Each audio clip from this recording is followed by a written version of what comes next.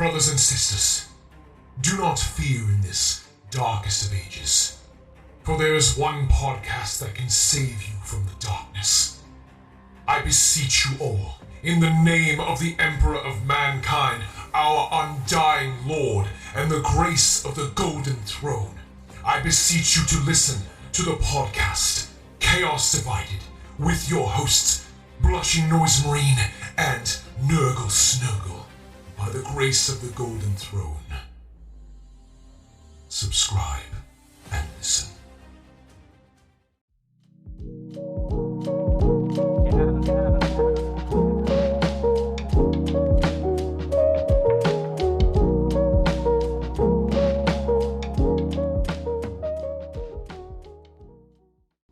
Welcome to Chaos Divided, your weekly dose of Wholesome Hammer. If you're a fan of what we do, we hope you'll subscribe and follow us along.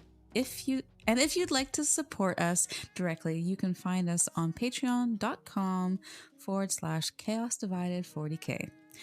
This week, we're joined by Jeremy from the Grimdark History Podcast, a really good friend of ours. We know them quite... We've had a couple games. Yeah, they've been fun. And we are here to talk about daddy issues himself. That's quite the title there, Laura. You're welcome. Big E. The Corpse Emperor of Mankind. Wow, so very kind. No bias at Chaos Divided. Oh, not at all. We have our journalistic standards here. I just wanted to be so kind, and it was like that. The daddy issues. Okay, that's quite. It just builds up. It gets worse. If you don't know, that is the Emperor of Mankind. But this quote we have is, "The Emperor of Mankind is the light in the way, and all his actions are for the benefit of mankind," which is his goal. "The Emperor is God, and God is the Emperor. So it is taught in the..." Oh no, you told me that. You got it. TCO? You got it. No. Trust yourself. Letkio? There you go. Keep going. To be honest. And above all things, the Emperor will protect. Oh, I didn't see that there's a name. Okay, I got this. No, You got this. I got this. Back off. Just.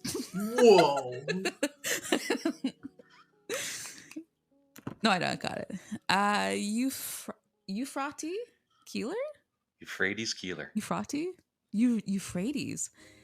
Man, can we have a podcast on how hard the language in Warhammer 40k is? We definitely could. You know what? You can just. I think as long as you say it with confidence, everybody else will believe you. I don't have any. Yeah. I don't have any. like I could be 100% wrong, but I call her Euphrates Keeler, and everybody's going to believe me just because I say it with confidence. Yep. Yeah. That's why you're fooling us, right? Yeah. Is that what it is? Yeah. Could be. I could be. Pretend. Yeah. Her name could be Sam for all I know. Actually, Abaddon is actually Abaddon. Everyone calls him like Abaddon and that. Games Workshop has clarified it is Abaddon. Yeah. Did you see there was an actual Games Workshop post where they went through a bunch of common mispronunciations? I actually did not see that. What's the most common? Gilliman?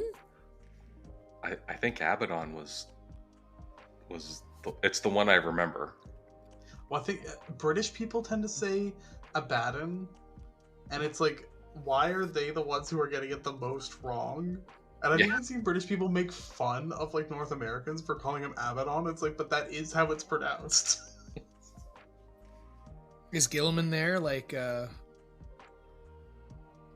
Robuto or Robute? Yeah, Robo? Yeah, it is Robute, and they did go through that one too, because a lot of people pronounce it Reboot or variations of that, but it is Robute. Robute Gulliman. I like to think of it as Guillemot. I've heard, like I'm French. Yeah, or Guillemot. Yeah, I've heard Gilliman, Gulliman. I've heard there's so many different ways. I like the French way to do it. That actually fits a little bit better. right? With the Reboot Guillemot. I feel Yeah. like that actually. Yeah, And he's Guillemot. very good at surrendering and withdrawing. So. Sorry, Hey, tactically. tactical retreat. Tactical retreat. Tactical retreat. Yeah, I guess to get us started, Jeremy, would you mind introducing yourselves to our listeners? Yeah, I'm Jeremy Agnew. I'm the host of the Grimdark History Podcast. And if you've never heard that before, it's a podcast that explores the intersection between history and popular fiction. So you may have been, reading a book, watching a movie, playing a video game that had as part of its lore or set itself in history, our own history, a time, a place, a person. So the entire first season of the podcast has been exploring all the times and people and places that the Emperor of Mankind has been through our own ancient history. Mm-hmm. What kind of people has he been? Well, he's been a few, and some of it varies. So I started the podcast. Really, the intention when I started the podcast was just to do a completely in-depth and thorough, kind of completely nerded out lore and history of 40K. And I was reading Master of Mankind over COVID. And if you read Master of Mankind, there's tidbits about where he's born and that sort of thing. And I remember reading that, and I thought, well, there's kind of neat little pieces of information in there that maybe you could draw an actual date from, because a lot of people online say he was born 8,000 BC, 9,000 BC, 5,000 BC, all these sort of things like that. And I thought, well, he's using bronze. When was bronze used in Anatolia? And those things just kind of pop. What was it really like? And I always thought about that sort of stuff. So as I was going through that, that's how that podcast developed. So he was born in Anatolia sometime between 3000 and 2300 BCE. We know also he's destroys the Tower of Babylon, and based on some of the clues that are written down in the novel Mortis, even though it talks about his raiding the Tower of Babylon, it mentions things like fish scale mail armor, obsidian and silver used in the construction of the temple. It mentions crystal glass, vaulted ceilings. These are kind of technology things. So you can actually, if you do research, you can find out, was silver even used in Mesopotamian temples? When was fish scale mail armor available? When was crystal glass available? So you can find all these things, and they give you little windows of time. And then if you do some research, some more research, a lot of research, you can kind of go through time and find out who raided Babylon through all these periods of time. And does any of those people line up with the technology available? And we know the Tower of Babylon is destroyed in the novel Mortis. It's described. So you can kind of go through that and say, okay, not everybody who invades Babylon destroys the tower. Some people just want to capture it and be the new king of Babylon. So who destroys the Tower of Babylon through all these things, all of history?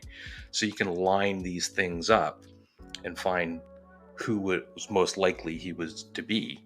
And when I did the series on the destruction of the Tower of Babylon, it was most likely an Assyrian king named Sennacherib, who actually does destroy the Tower of Babylon.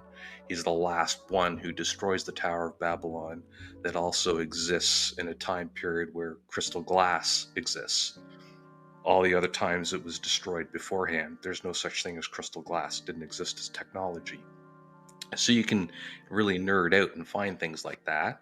Yeah. He's also been... So do you have like a huge timeline in front of you? Well, a little bit. So when I started, I knew he was in. I started with Master of Mankind because that's his birth village, and then from there, the next most recent in kind of the timeline is the destruction of Tower of Babylon. It was destroyed quite a few times over a few thousand years. But after that, the next time that we know in the lore, at least, that he pops up is as Alexander the Great.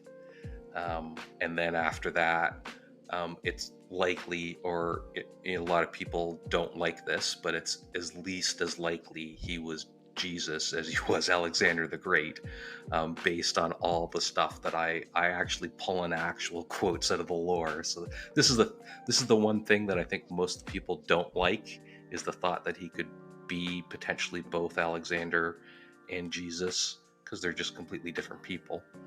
But the quotes, they're quite important figures in history. They are. You say those two names and everyone knows who they are. Yeah, and the quotes are there, and I think it's actually more likely that he was Jesus than he was Alexander, based on the quotes.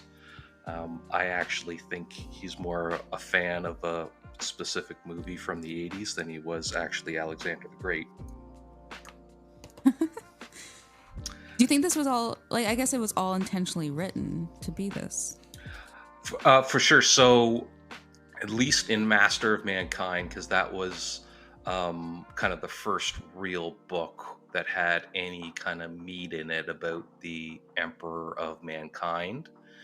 And that was written by Aaron Dembski Bowden.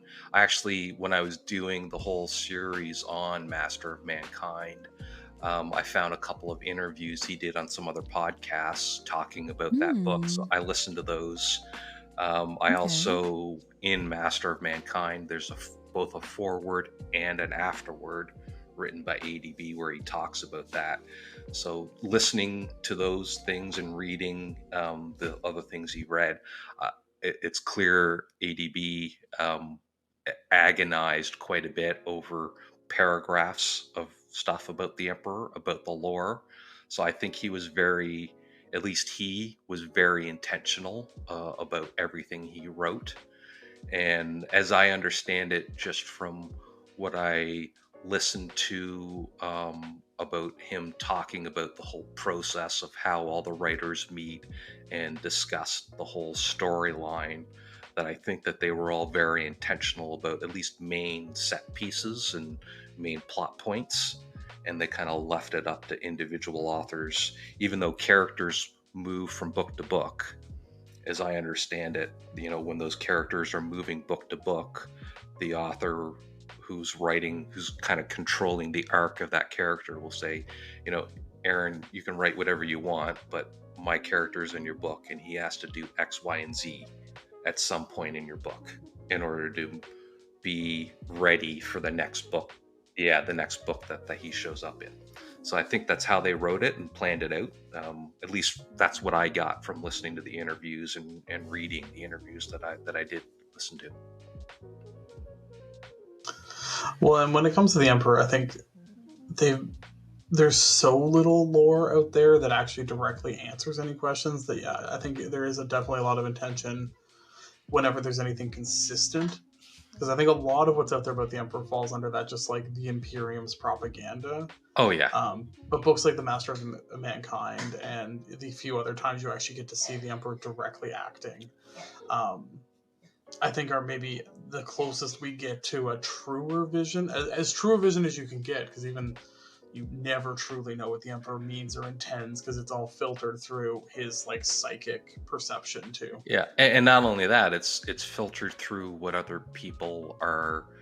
As we're reading the book, we're usually experiencing the Emperor and what he's saying through the perspectives of other characters in the books.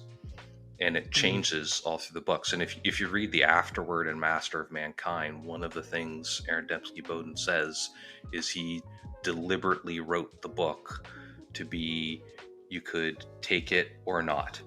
You can believe it or not. He intentionally wrote it to be that way.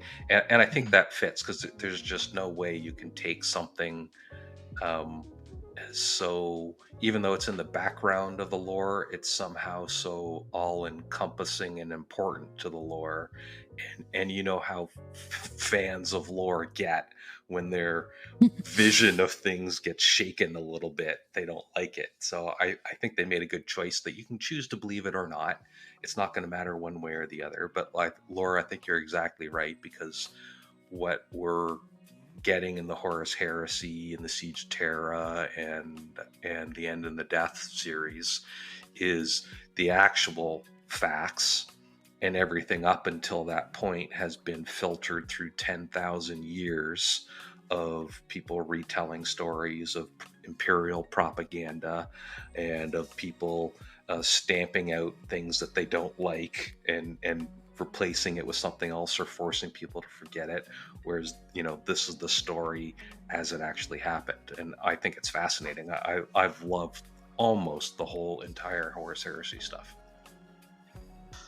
Yeah, honestly, the Horus Heresy, as like, a longtime fan, I think the Horus Heresy is kind of your reward for sticking with Warhammer for so long. Yeah. Is getting the answer to some of these, like I remember arguing about Primarchs and the, 15 years ago, when we were kind of just like, they weren't even characters at that point. They were just names, and we were just guessing. So it is kind of a treat to get to actually like know some of these characters. But one thing I do kind of like about this mystique around the Emperor is, when you look at some of the source material, like, I don't think you can talk about the Emperor's inspiration without talking about Dune and the God Emperor of Dune. Oh, for sure. And really what I think Games Workshop did by keeping him mysterious is made him able to become a legend. Because when you read God Emperor of Dune, you almost have too much time with Leto II to realize that, like, this is just written by a guy, so he can't actually ever fully realize this, like, larger than life character. Whereas the Emperor has had the ability to grow alongside the community into a myth and a legend itself. And I really like that you're exploring that and kind of giving us just a little bit more to kind of tantalize our our lore appetites on, because it really, like, it helps build up that mythos and that legend that is this character who's kind of beyond the status of a character. He's more of a force of nature. Like, he's similar to the Chaos Gods in that he is more of a concept than he is a person. Yeah, he's very larger than life, and I liked how, even though the entire universe of Warhammer 40,000 revolves around him in some form or another, he's in the background. He's sitting on a throne, not doing anything. But I like that it's kept that way, because it is a mystery. And even though we have the Horus Heresy happening, and it tells us how he gets to that point where he's put into the background, even the entirety of the Horus Heresy, aside from really the End and the Death volumes 2 and 3, the Emperor does almost nothing. He's out of the story. He's in the background, and I like it that way. I think it's better. It lets him be anything you kind of think he is. Yeah. And it also allows you to see, like, is his fingerprints on this, and are they not? And you can see kind of, everyone can see their own story as to like even, the Emperor appointing Horus as War Master. Like, we're still arguing about that. As, like, fans, we're just like, was that a good choice? Did he know what was going to happen? Was he, like, psychically, like, assuming all, like, and seeing what was going to come to pass, or did he not know? Like, was it shrouded by the Chaos God? So, like, every decision we know the Emperor makes, you get to then be like, but did he do it on purpose? Yeah. Or did he not? Did he not know? Did he know? Did he know and do it anyways? Like, what? Yeah, and I think that all goes back to Aaron Bowden's afterword, where he says, I wrote the Emperor so you could take it either way, because he didn't want to answer that question.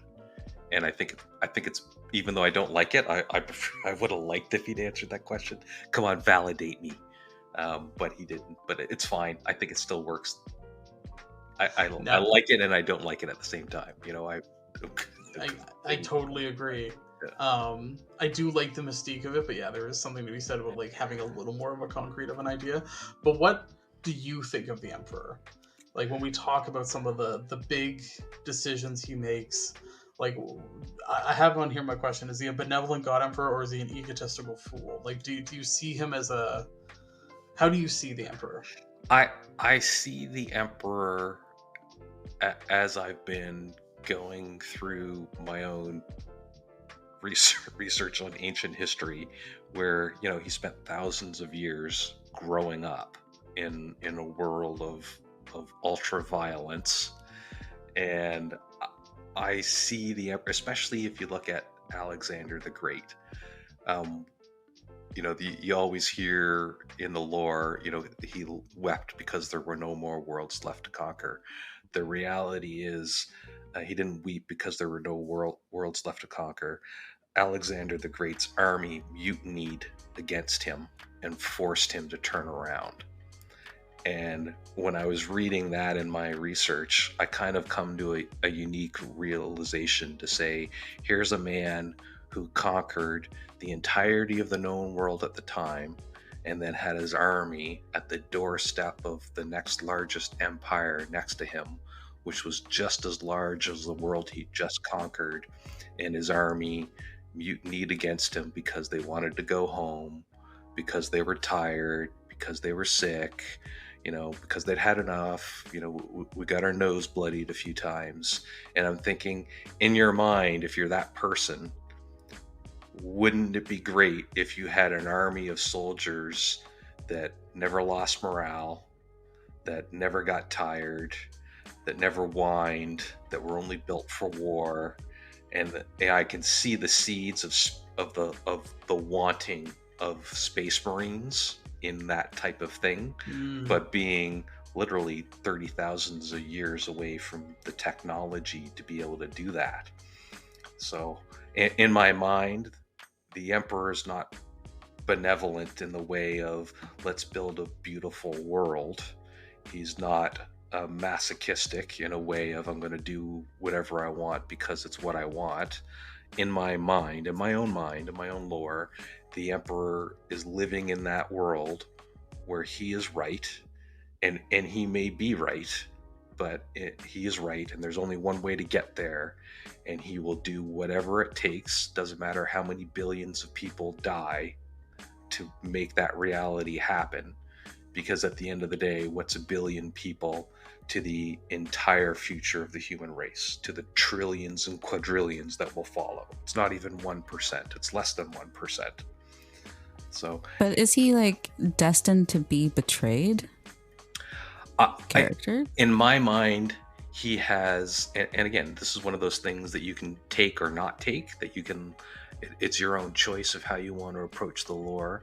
But in my mind, it's much more like Dune and the God Emperor of Dune, where the vision of the future is perfect.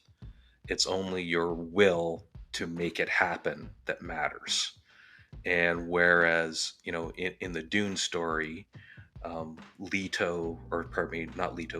Atreides knows what needs to happen, but doesn't have the guts to do it. He doesn't have the willpower to do what needs to happen to see the millions of people die. So he just walks away and he leaves it to his son. And his son says, well, I don't have a choice. It's either all of humanity dies or a few billion people die. So he, as much as he didn't like it, he stuck with it and did it. And I think that that's the Emperor's thing. And as in my mind, all the stuff that happens only makes sense if he actually has perfect vision, if he intends the heresy to happen, because it doesn't make any sense to have a distant yet decent relationship with Horus and then do nothing but the worst possible things to the World Eater's Primarch, Angron. Yeah, I that's in my mind. No compassion. Yeah, no compassion. And again, the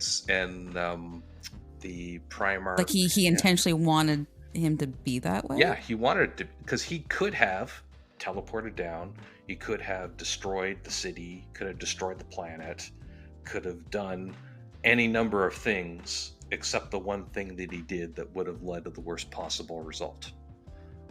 So did he manipulate Horus and all of his loyalist sons to follow him? I did, and there's in my mind, I think that, and there's I wish I'd brought up the quote, but there's a really good conversation between Sanguinius and, oh my goodness, I can't remember any Primarch's name. The Night Lord's Primarch, what's his name? Curse. Curse. Yeah, Curse. there's a really good conversation between Curse and Sanguinius during the time when he's on terrorizing Ultramar. And the gist of the conversation is that they both have perfect vision about what's going to happen. So and their father has, why do they have perfect vision yet their father doesn't? Why are they made that way where the father isn't? And But they couldn't see what the Emperor's vision was? well, in Sanguinius's position there You just saw the death. is it doesn't matter. He only sees his own death, but Kurz sees his own death, Okay. but he sees all the other things that are happening around him. And Even beyond their death, or? yeah, so Kurz sees his own death, but he also sees his entire future. Sanguinius is locked into his own death. Kurz can see his entire future, so he knows if I do X, it's not going to matter, because later on I'm going to do Y, I'm going to do Z, and at the end of the day, this assassin's going to come over and cut my head off. So Oh, and wow. yeah, from being a child, he would have had that happening to him. Can you imagine being a child and living your whole life? Wow. In fear. Yeah. What would that do No to wonder you? he was so paranoid. Not only growing up in the world that he did, but what would that do to you Yeah. having that going through your head? So in his mind, Fracture. you can kind of see his argument is it doesn't matter if he skins 1 million people alive on a planet, Wow. because he knew it was always going to happen. Therefore, the Emperor always knew it was going to happen, and the Emperor could have done something to stop him decades or hundreds of years or even 10 minutes in advance, but didn't. That's Kurz's perspective, and that's my perspective too, because it only makes sense. Like, if Kurz has that level of vision, the Emperor has that level of vision too. So does he know more about the Emperor than, like, say, Magnus? Well, there was that moment where Kurz was killing a young boy on a roof after they had run away from doing something to a girl in an alleyway, and Kurz had a vision about him, instead of killing the boy, taking his hand, having him join his side, going up through his ranks and becoming a good close friend of his, but he kills him anyway, because another vision that he saw was the boy just stabs Kurz in the stomach. So he kills the boy, but there's a knife sitting over in the corner where was the knife that the boy was supposed to stab him with. But Kurz ignored that. So maybe they just all have different aspects of the future. Because like Zinch says, there's all these different web ways that go out into the future that you can't really track. So they all see different versions of the future. Oh, that's another way too. Yeah. One theory I do somewhat subscribe to is the Emperor knew the Necrons were going to reawaken. He knew the Tyranids were coming. Ooh. And knew about the ascendancy of the Tau even, and knew that the Imperium would be besought on all sides. Because if you look at the Imperium is actually a society that is completely militarized and mobilized. 100% dedicated to that militarization, which is really hard to do. It is there's very few examples in history of a society fully militarizing. Like, one of the closest ones is like the Soviet Union in the Second World War. That is, and millions of people died because of that. So if you think of the Emperor as maybe seeing these truly existential threats and knowing that even the heresy would lead to 10,000 years of the Imperium sharpening their swords against chaos, to then be in a position to fight the Tyranids, Necrons, and everything else that was going to beset them, I think it makes a little sense as to why, if he knew the heresy would happen, why he would let it happen. Because even like the remilitarization of the Space Marines, like the Space Marines at this point in 40K are as numerous or more numerous than they were, you know, at the height of the Great Crusade, after being absolutely destroyed through like Istvan and the siege on Terra and just all of the like Space Marine on Space Marine fighting. But then what is left is your like think of, like the Black Templars. Like the Black Templars are like the most ridiculous, like zealot-esque fighting force you could ever hope for if you're trying to fight like existential threats like Tyranids who just need to like be fought over and over again. So if you're thinking about like, was the Emperor planning to maybe have the Imperium become this just like razor sharpened force against your enemies, it makes a little more sense. Yeah, I like it. Also, I mean, everybody knows he imprisons the Void Dragon on Mars, but the presence of the Void Dragon on Mars is the thing that's the catalyst for what creates the Martian cult, where they believe that there is a machine god who can heal machines. And then during the Horus Heresy series, the novel eludes me, but it's the one where it kind of introduces Mars. And Mechanicum, I think, is yeah, what it's called. and the opening chapter of that book is, you know, a couple of knights walking along Mars, and one of the knights has like a damaged leg, and the Emperor's golden flagship comes to Mars, lands, and the Emperor gets out, puts his hand on the knight's leg, and heals the machine with his psychic powers. It's the very first thing. He doesn't even say hello. That's the first thing he does. And the first thing he does just happens to be the thing that the Martian cult believes is the sign of the Messiah. Yeah, that's not coincidence. He knew that was going to happen. So is he just leveling up? Like, yeah, if he's so like been all these people. Yeah, so thousands of years ago, that would have been like 300 AD. He captures the Void Dragon, drags it to the Himalayas, where he takes a web gate to Mars, imprisons it there, which 40,000 or 30,000 years later leads to the creation of the cult of Mars, which he then goes, and then he doesn't even say hello again. The first thing he does is the one thing that confirms he's the Messiah. Like, you can't tell me he didn't plan that. Yeah. His calendar must be huge. I was gonna say, he's a good gardener. Yeah. He knows how to plant those seeds, doesn't he? Yeah. That's nuts. Is there any like idea of like what his final? I know there's like for mankind and for civilization, but is there like an idea of what his vision is? Only in the Lectitio Divinitatis. That's the only in-lore thing that talks about that, other than oh my god, I don't know. I'm here on a podcast about the lore, and names are eluding me now. Who's the right-hand man? It's always the way. Yeah, You just got to give into it. Yeah, the Malkador. That's it. Malkador is yes. Malkador is the only other one, and even Malkador talks about in the End of the Death. The Emperor never tells him what his full plans are. But I just learned that he turned into dust, essentially.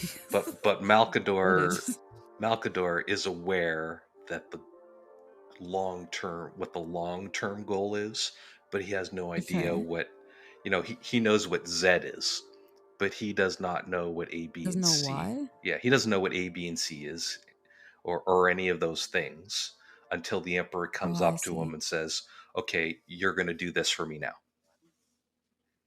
Yeah, that's the limit of Malkador's knowledge about the Emperor's plans. It's only that. Where did the Emperor and Malkador meet? Malkador was a warlord during the the Techno-Barbarian period. I'm Jared's looking at Jared's face draw like just struck there. So very often we get Jarrett with new lore he doesn't know Wow, about. did So I this is just pretty, drop a lore bomb on you? Yeah, you did. Yeah. I didn't know that. It came up. Well, for the longest time, I thought he was the priest that the Emperor spoke to during the novel The Last Church, and the guy that walked back in, because apparently Malkador is supposed to be a perpetual, or that it's rumored that he was a perpetual. So that's why I made that connection.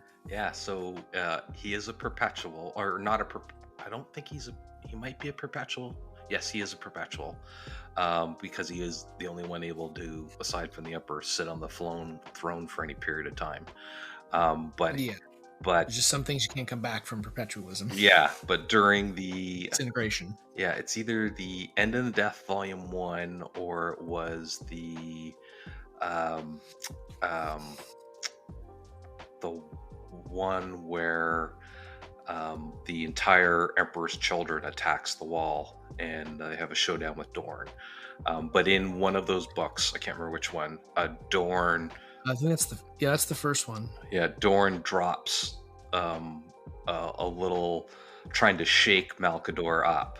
Dorn drops a little bomb on him about how he knows he's was a warlord during the techno-barbarian period, and about all the atrocities that he did. Oh, wow. Yeah. So Malkador is, in part, at least how he explains it, in part, a sycophant to the Emperor, because he's trying to, at least in his own mind, make up for whatever horrors he did. Is there like a history? Yeah. Well, if somebody sells you that what you do is going to save all humanity. Yeah, you follow that, right? Yeah. He's like, hey, it's not my horrors, it's somebody else's horrors. I'm just enacting them. So is there someone in history that is like a Malkador is based off? I have no idea. If that exists, I don't know. James, if you're listening, we want a series on Malkador because he's apparently very cool and also so underfleshed out. Yeah, I would love a series on like the techno barbarian timeline. The Unification Wars? No, before the Emperor even shows up. Oh, before. Yeah. Oh, that'd be cool. Yeah. Just about like the Dark Age. Yeah. Not the Dark Age of technology after the fall, like the techno barbarian period. Before the Unification Wars. But the Age of Apostasy, is that what it's called? No, the Age of Apostasy happens in 32, 31. It happens a few thousand years after the heresy. Oh, okay. Sorry. Yeah. Yeah.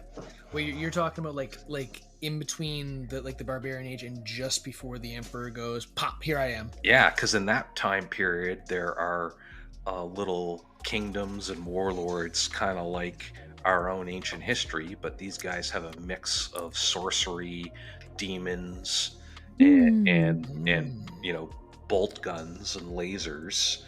It's like a perfect, in my mind, it's an awesome mishmash of science fiction and fantasy all in one world. Oh, that's cool. Can you imagine how cool those miniatures would be? Oh yeah. I'm just imagining like a cross between like Warhammer Fantasy and 40K. And like almost orcs, but humans, like that level of just like because there were civilizations of people that just did genetic engineering. There were ones that did demonic sorcery. There were there's all sorts of crazy worlds on Earth at that time. I think that would be a really cool and fertile place for novels. That'd be awesome.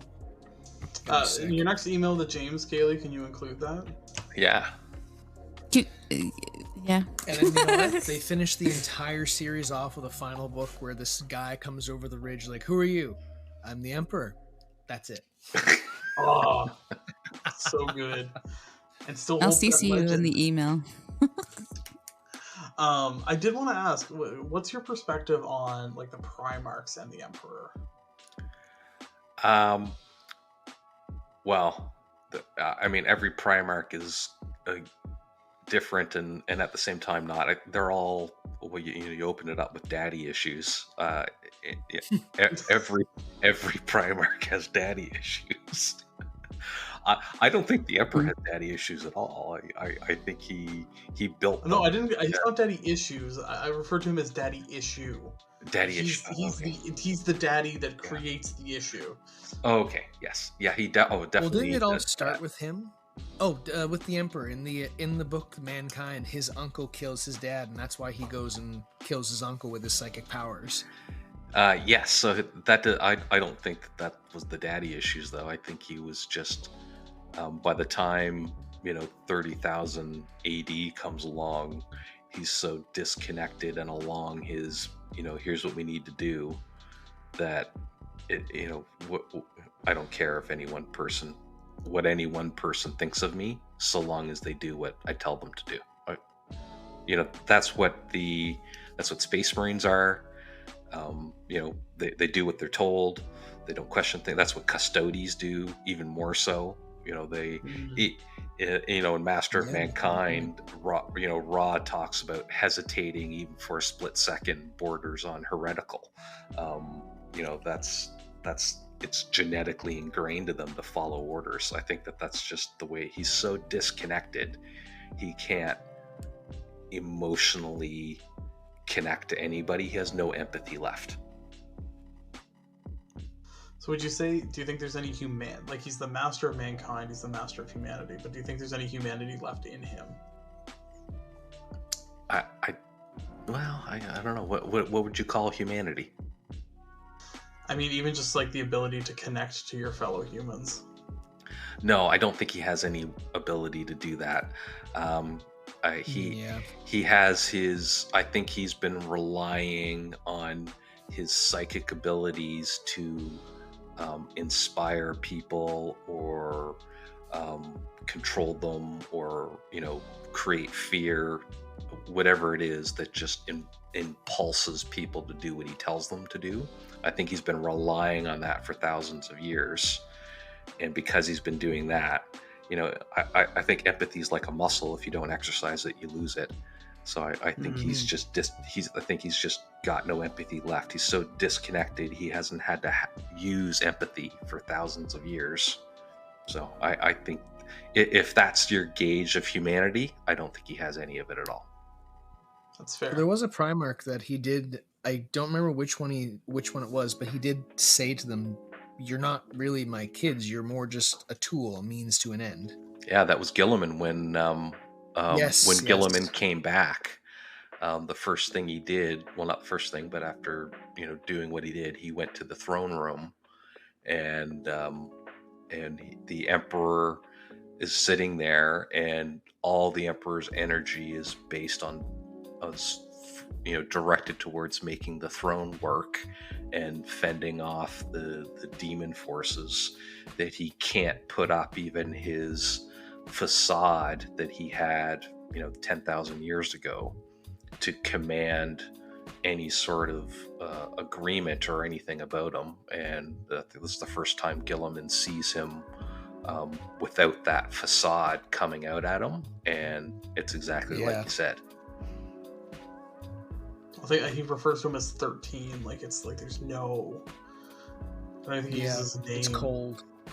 Yeah, number 13. He's a number. So how do they continue to blindly follow the Emperor? Religion is a crazy thing. Well, I mean, Gilliman, I don't think he's following the Emperor. Gilliman is doing what he was genetically programmed to do, and that's lead humanity. Yeah. Even before the Emperor, even before the Emperor was there, he built, an empire of 500 worlds. Before he even knew the Emperor existed, that's just in his genetics to do it. So, I think all the Primarchs, the non-corrupted ones, anyways, are genetically built to lead humanity in one form or another. But Rabute was definitely hardwired a little more to do that than the rest of them. Yeah, so some people are better at organization than others. Well, he's like the almost perfection of the Roman governor style. you have unlimited power over exactly what I give you power over. Yeah. But absolutely no more. And also a lack of desire for any more is almost like Gulliman's like he's an administrator to the core of his being. Do what I say exactly as I say it, and there's no room for innovation. Yeah. Please write me the And now you criticism. look at the position that Gilliman's in now, where he just had that dropped on him about the Emperor, that he knows it's all a facade, and he has to go back out into the Imperium and do what he's programmed to do, with also the Inquisition and no longer the Lords of Terra, but now also the I forget the name of the church. What do they call it? The Ecclesiarchy? Yes, the Ecclesiarchy breathing down his neck as well.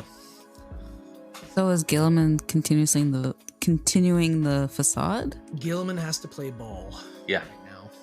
Yeah, I think that's exactly it. He knows it's a facade, but he knows if he bursts that bubble or attempts to burst that bubble, it will lead to another civil war. And I think Create more chaos. Yeah, and I think he knows in his head he could probably still win that civil war because it's Gilliman. But he didn't want. But even if he won the Civil War, it would weaken the Imperium so much. It would just put him in a horrible spot. So, like Jared said, And there are things in the deep dark that are waiting for that to happen. Ooh. I do want to take some time and talk a little bit about, your, apart from running a lore podcast and being just a general big lore buff, I know you're also a fantastic hobbyist. You're a great player. Do you want to take a little bit and maybe talk about how you approach the hobby? Yeah, sure. So, the hobby's a lot of things. It's it's building and painting models. It's playing the game competitively and fun. Is there kind of any one way you want to start with that? So we usually refer to the hobby as like the building and painting and creativity of I guess. But Jeremy's right. Like it is anything. Like it is everything. Anything is a hobby. Yeah. Yeah.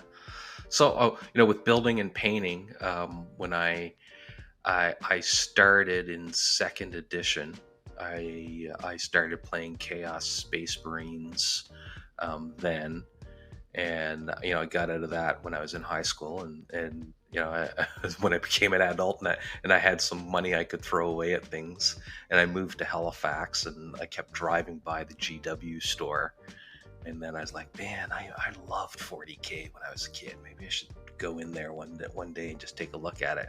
And when I went into the store, it just happened to be the exact same date and time that 2 other friends of mine from high school were in the store that I hadn't seen in years, and they were looking at 40K at the exact same time too. So we all picked up armies again, but I started in, I think it was in 7th edition was when I picked it back up again, and I started with Necrons because they all look like Terminators to me, so I thought, oh, this looked cool. And then I played that for a bit, and I couldn't really get into that. And then I went back to my first love of Chaos, and I started up a Chaos Space Marine army again. And I can see Jared. Yeah, there we go. And so I love that, and I love the lore. I love the look of Chaos models. They just look cool. So I played that for a long time. And then when Death Guard launched, I dove into Death Guard because their aesthetic was just awesome. So how I approached it, though, I mean, I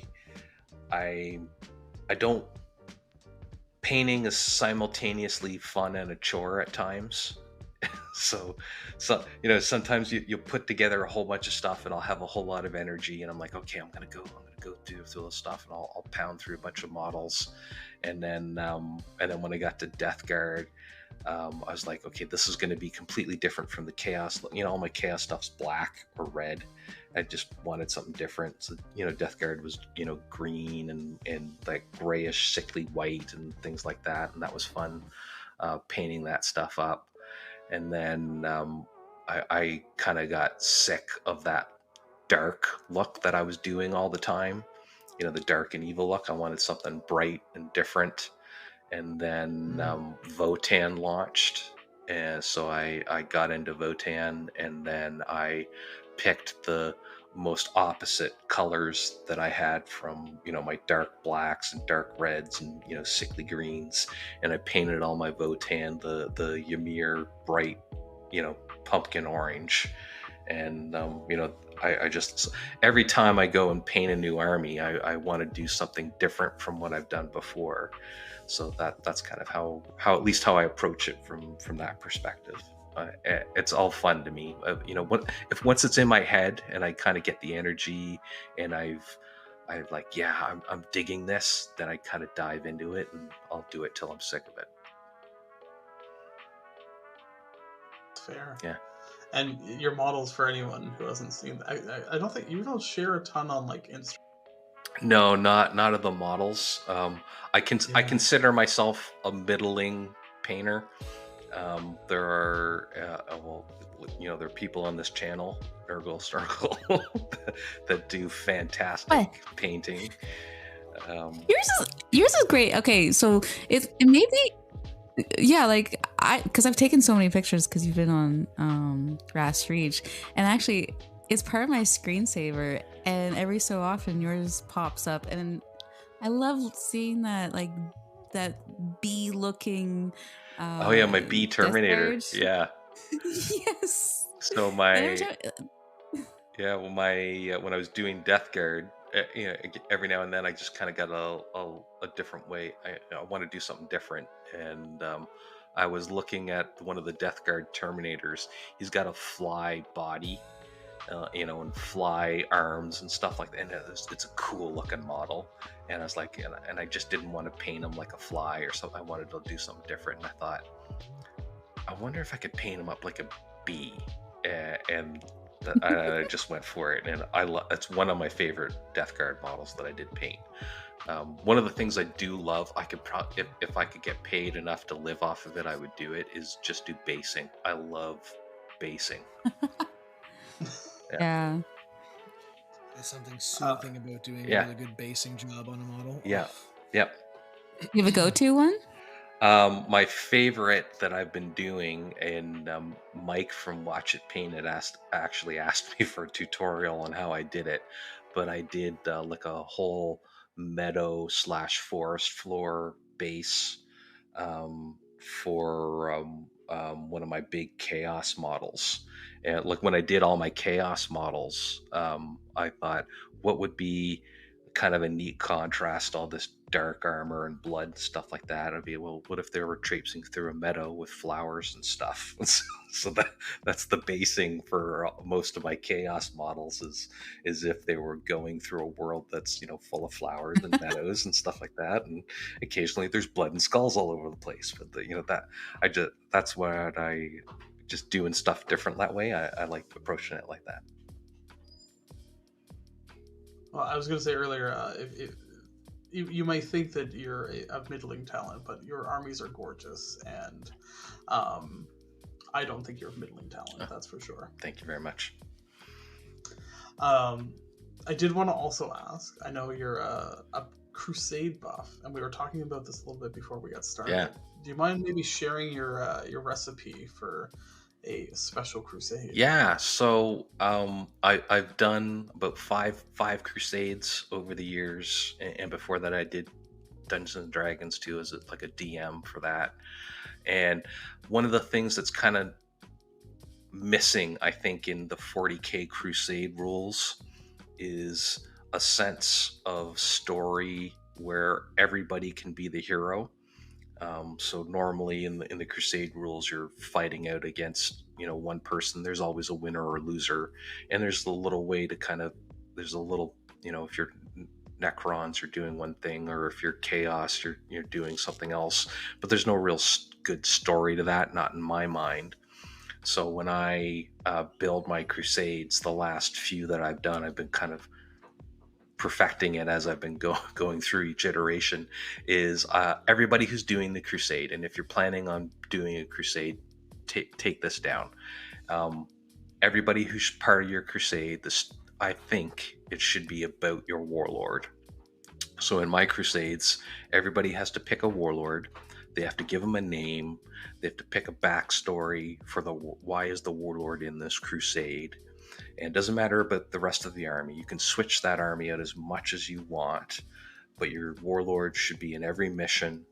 And if you're running the crusade, every mission, regardless of who's fighting who, should have something special in it that's just for that warlord to achieve.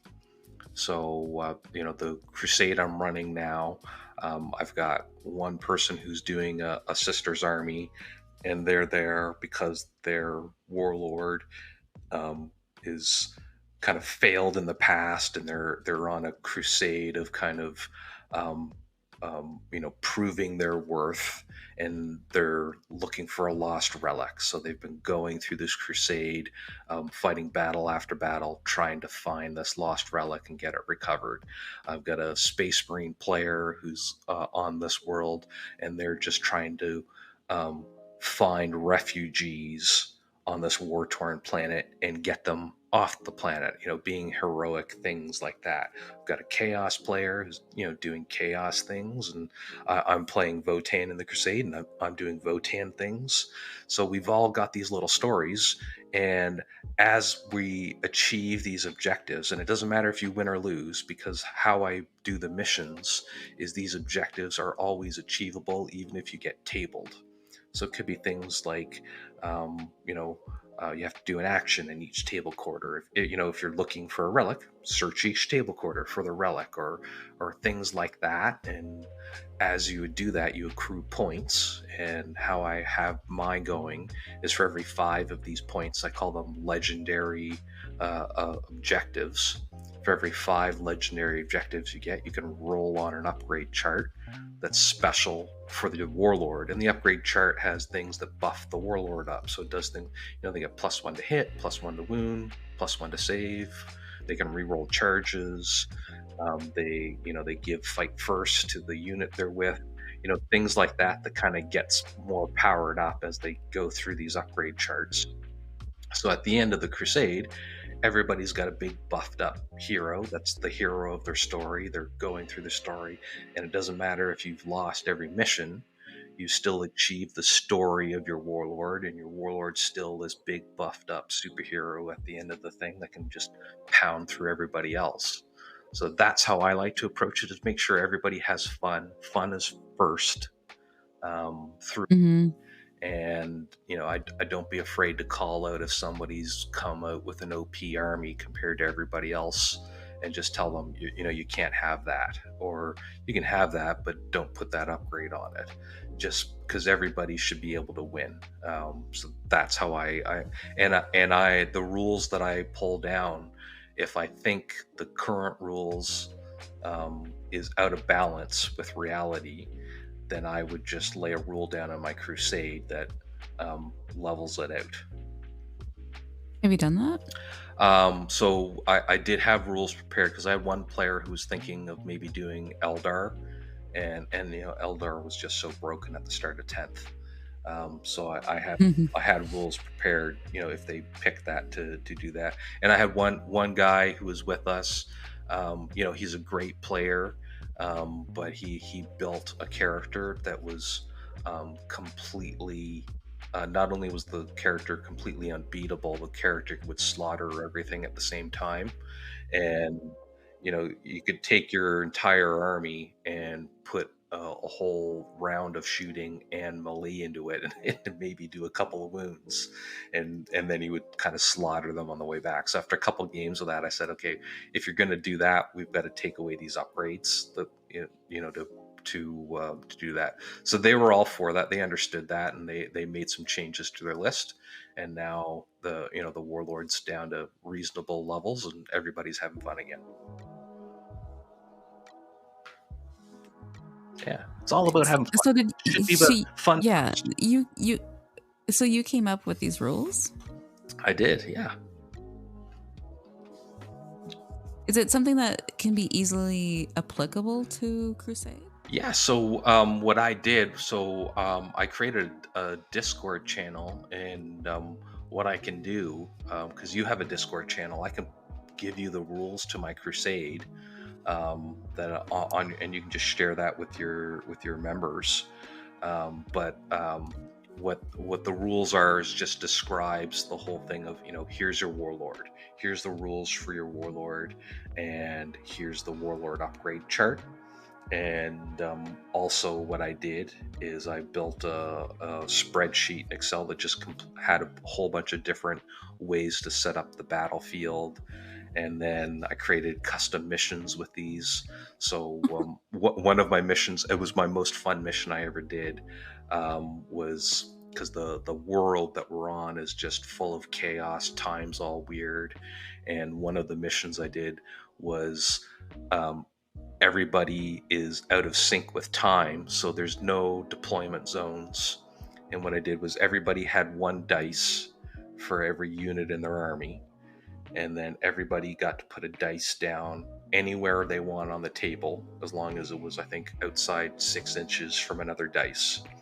And then at the start of every turn, you picked 500 points of your army, and you removed one dice and you put one unit down, and then the opponent removed one dice, put one unit down. And you can go anywhere on the table, so there was no deployment zones. And every round there was 500 points of something coming in anywhere on the table. So it was kind of a fun, different way to do it. And the way the mission rules work was it rewarded people for being everywhere on the table, not just overwhelming one spot. So the way the objectives were placed, plus everybody's legendary mission to kind of get their legendary points, rewarded you for being in different parts of the table at different times. So it made people think a little bit more, rather than, okay, I'm gonna put my biggest, baddest army here and we're just going to overwhelm the spot. If you did that, you might win the mission, but you wouldn't actually, well, you probably wouldn't have won the mission the way I had it set up. It rewarded people for spreading out. But anyways, it was a fun way to do it. But I have all those missions, and I can share them. And if you want people, you can adapt them for wherever you like. That sounds like so much fun. I want to play that now. That sounds I second amazing. that motion. Yeah. Thank you. And to be clear, these aren't it's far from what Crusade really is in normal Warhammer 40k rules. As someone I haven't ever really touched Crusade. I'm sure there's some listeners that haven't either, and they might be interested. Like what you're saying, amazing. I love it. I guess I'd feel disappointed if I opened up Warhammer 40k rulebook looking for a Crusade game and it's not like that. Yeah, well, and it's not. I did keep the upgrade charts for the normal units. Like I pulled those from the existing Crusade rules because there's nothing broken in there. And it lets your other units kind of get rewarded for doing good and stuff like that too. They get little buffs as it goes along. But my Crusade, it's about your warlord. So I wanted to make sure, your warlord was rewarded for following the story that you had in your own mind for them. That's incredible, and thank you so much. If you're willing to send that, maybe we'll just so that everyone can access them, we'll put them on our Patreon, but as a free option, so you don't have to be a member in order to access them. That way anyone can share in that, because that honestly, I'm I want to play that mission. I want to know more about this, because I have played a bit of Crusade. I didn't play in 9th. I've played in the past, but I've played some in 10th, and it is not set up as cool as what you just described. So I think everyone who's listening is probably I want to play this no deployment zone madness, Chaos World, silly Warhammer. That sounds like a dream. Right? Yeah. I mean, most of the missions weren't crazy like that. Most of the missions were, you set up on one end, I set up on the other, and we have our own objectives that we're going to do. But that one, just the way I had the story go, because even though everybody has their own story in mind, their own reason for being on the world that I built has its own story. And as everybody advances through their own kind of missions, more and more about that greater story is revealed. So, they're on this world of, with time getting messed up. Why is that happening? Why are there refugees here on this planet? All these sort of things. So there's a greater world that as people are going along, they're discovering parts of it. So it's like playing a novel or playing a movie in little snippets where a little more of it gets revealed. So, you can adapt it as your own, but that I call it the time mission. But not every mission's like that. But that one mission, that was the most fun mission I had, and the one I have planned for. I've got a fun team one and a fun free for all one planned for our last two ones. So our kind of finale for the crusade. Those are going to be fun too. How many people are in your crusade? 6 people, including myself. Is this something that can grow bigger and bigger? It probably could, although I would be harder to manage an individual narrative the way I've been doing it. Because I'm like a DM in my mind, where we've got small group of players, and with a small group of players you can weave everybody's story around each other. When you get bigger, it's harder to do that. But at the same time, there are probably people more creative than me and more ambitious than me that could probably adapt it and make something better out of it. I was just about to say, I really like that you've kind of added back in, because actually in earlier Warhammer there was more of a game master role.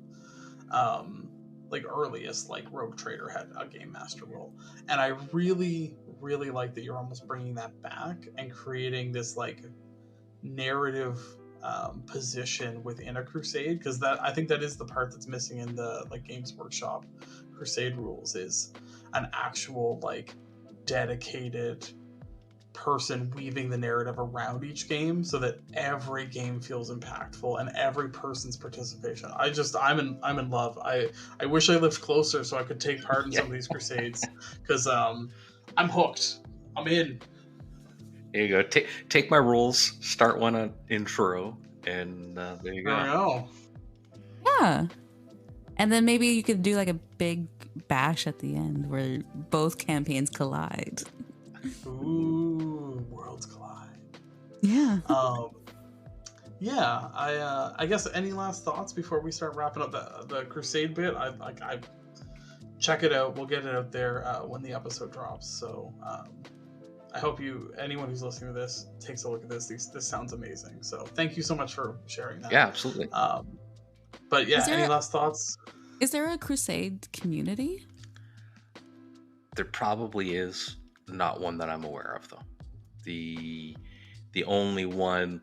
So normally it's me and my buddy Eric will once in a while be like, hey, we should start a new crusade. So the ones I've done previous to this, it's hard to get a consistent group of people that'll want to play long enough to do. It's like, it's when you're playing D&D, it's hard to get a group of people to do regularly for long term. So my crusades, because I like to build a narrative, it's hard for that to happen unless you get a good group of people that are willing to do that. But Eric knew a couple guys, I knew a couple of guys, and those guys knew a couple of people that were all good people. So everybody's kind of tight with each other, and we all know each other. So it's like having a good group of friends that just want to get together and tell a story, and it's not about being competitive, it's about having fun, and everybody's got that attitude. So I think that's important for having a crusade that's going to last. Otherwise you'll have people play a couple games, I'm bored now. But if you have people that like to tell a story, this will be fun for them. I think that's what people are craving right now. Yeah, and I remember one of the I watched a lot of bat reps and mini wargaming. A while ago, they used to do kind of crusade type bat reps where there was a narrative where they had one or two armies kind of going through it, and one of the guys from mini wargaming would kind of DM the thing, and how they played in missions affected later missions. Those are fun too, if you can, because mini wargaming, all their stuff's available. So if you can find it on YouTube, those would be good crusade ideas too, if you want to do that stuff. Did you like the side scroller one where they had almost the board built on the wall and Dave was going back and forth like a side scroller game? I don't remember that one. I missed that one. It's so cool. Oh. They build the entire table on a almost like a display shelf that you would use for like shoes and stuff, and it's like gantries and walkways, and he has 4 guys that he uses that he'll like fly around. And That sounds totally awesome. I gotta find that. I don't think we can end on any better note than that. Yeah, I guess thank you all for joining us. Jeremy, where can folks find you at? So it's the Grimdark History Podcast. You can find it on all major podcast platforms, as well as YouTube if you want to go there. Also, if you're interested, voting for season 2, the topic of Grimdark History is open. So if you're interested in that, pop onto my YouTube channel. It's Grimdark History, and go to the community tab, and you'll see there's a voting opening for season 2, and you guys can steer the ship and let me know what you're interested in for season 2 of the Grimdark History. Thank you so much. Thank you. And yeah, don't forget to subscribe to Chaos Divided wherever you're listening from, and you can find us on Instagram and YouTube at Chaos Divided 40K. If you're a fan of what we're doing and want to join our growing Wholesome Hammer community, you can find us at patreon.com/Chaos Divided 40K, which also gets you access to our pretty happening Discord. And if you'd like to connect with us directly, we're at Nurgle_Snurgle and at Blushing Noise Marine on Instagram and YouTube. And until next time, bye-bye. Jeremy, you're allowed to say goodbye too. Yeah, bye-bye. and Jared had to leave, so he said bye-bye.